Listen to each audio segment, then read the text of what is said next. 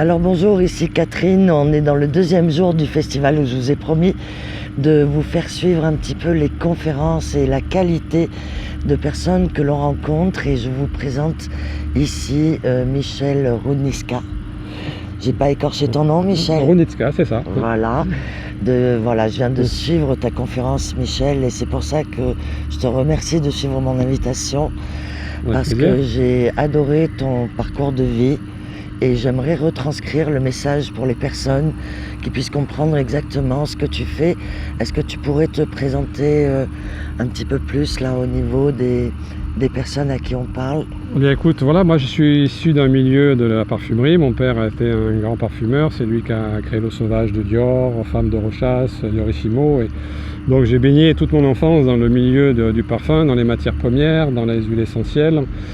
Et donc c'est quelque chose, c'est un héritage, donc j'ai essayé d'assumer, d'apporter aussi ma touche, ma créativité, notamment en créant des spectacles olfactifs, ce qui a été ma particularité à partir de 1996, où j'étais un des premiers à odoriser des ballets avec l'Opéra d'Avignon, avec des musiciens, des performances comme ça, avec aussi des artistes, des plasticiens dans lesquels j'ai apporté l'élément olfactif.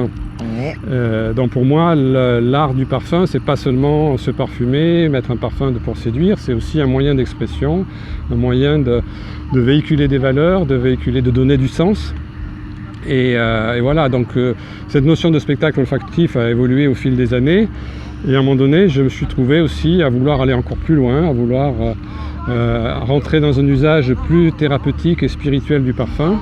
J'adore ce parcours. Voilà, et c'est ce qui m'a amené à travailler avec des chamans péruviens qui eux-mêmes s'intitulent des parfumeros, c'est-à-dire des parfumeurs de l'âme en quelque sorte, des parfumeurs qui utilisent les odeurs, les plantes, l'odeur des plantes et des décoctions avec des plantes sacrées qu'ils font respirer ou qu'ils soufflent sur leurs patients pour les soigner, pour les guérir.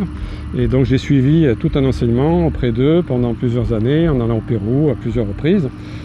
Et là-bas, dans le cadre d'une association qui s'appelle Cœur de Forêt, on a allié ça à un aspect humanitaire, c'est-à-dire permettre à ces Indiens qui sont complètement aspirés par notre civilisation, que ce soit avec la vidéo, que ce soit avec les téléphones portables ou les 4x4, enfin bon, ils sont pris dans une spirale qui fait que ça les extrait de leur forêt, ça les extrait de l'équilibre qu'ils avaient dans cet habitat naturel. Et ils se trouvent déportés dans les bidonvilles des banlieues, et avec la perte complète de ce patrimoine inestimable qu'ils ont par rapport aux plantes, à la connaissance des plantes, à toutes que ce soit la nature, les animaux, etc.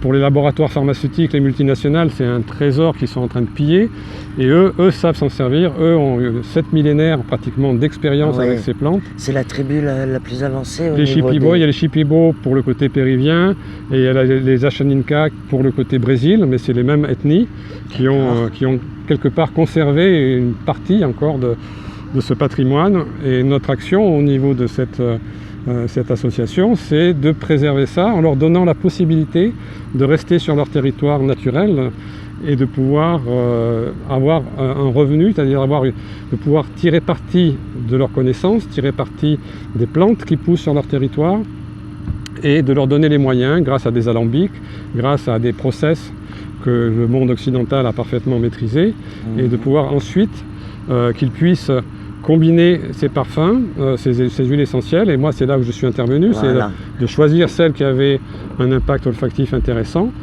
parmi ces plantes sacrées. Donc tu as utilisé tout ton savoir? J'ai utilisé mon savoir, mais j'ai dû m'imprégner aussi de tout leur savoir à eux, de pouvoir respecter leur processus. Par exemple, pour récolter, il faut récolter à jeun, faut pas avoir eu de rapport sexuel pendant plusieurs jours, à certaines heures. Enfin, il faut respecter tout un rituel pour ensuite les distiller. Donc eux, c'est là où on intervient. Donc il y a le respect mutuel de cette technique, et ça donne des produits qui sont vraiment magiques, c'est-à-dire que le piri-piri, qui est essentiellement dans le parfum que j'ai créé pour eux, et avec eux. Et c'est le parfum que tu nous as mis dans la conférence. Voilà, c'est ce que j'ai vaporisé tout à l'heure. Oh là là. Et les chamans maintenant, qui utilisaient auparavant des produits de synthèse, des parfums des eaux de Cologne un peu très quelconques, comme on peut en trouver en France, à 3 ou 4 euros le litre. Donc ils utilisent ça maintenant, ils commencent à utiliser cette composition qui s'appelle la Gua native, et qui est 100% naturel et qui est inspiré à la fois de leur tradition et à la fois de la connaissance, d'un savoir-faire qu'on a, nous, parfumeurs de la région de Grasse, où on sait combiner les matières premières. Donc c'est un parfum qui est à la fois opérationnel sur un plan magique et qui est en même temps accessible au grand public, parce qu'il est composé de façon à ce que ce soit agréable, que ce ne soit pas un produit comme ça, un peu revêche ou un peu à connotation aromatique, mais médicale, quoi, hein. Et donc, Michel, comment peut-on se procurer ce parfum, par exemple? Ce parfum, pour l'instant, n'est pas en boutique. On peut se le commander auprès de l'association Cœur de Forêt. Oui. Donc www.coeurdeforêt.com, tout attaché. Donc là, il suffit de demander à l'Agronative et on vous indiquera la procédure pour pouvoir l'acheter. Et voilà. Sinon, on doit lancer à la fin de l'année un coffret qui va s'apparaître le coffret Parfumeur du Monde, où on va retrouver l'Agronative, mais avec 4 autres parfums qui sont inspirés des plantes de Madagascar, des plantes de la rose de Turquie, de plantes aussi du Sénégal.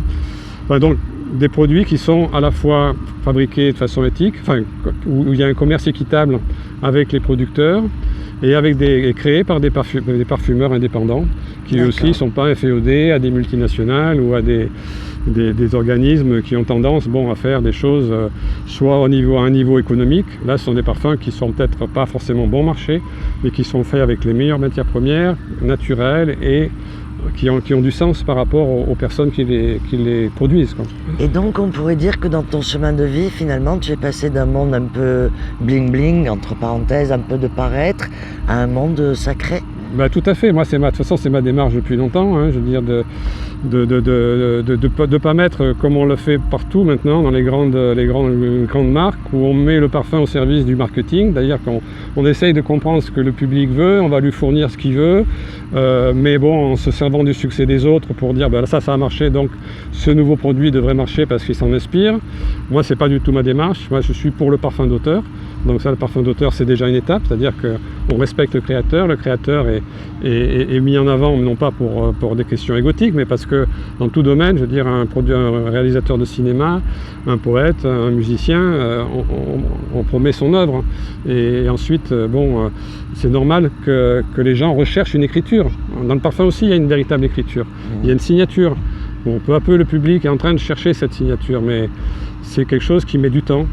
Et moi, j'ai voulu aller encore plus loin que ça, c'est-à-dire que là, en fait, c'est plus seulement l'expression personnelle du parfumeur. L'étape suivante, c'est que le parfumeur devient un canal par rapport à quelque chose qui vient du dessus, quelque chose qui nous dépasse, quelque chose qui fait partie d'un monde plus invisible, et où on est des interprètes de ce message qui vient d'autres dimensions, que les chamans contactent perpétuellement, je veux dire, sont en contact permanent avec ça.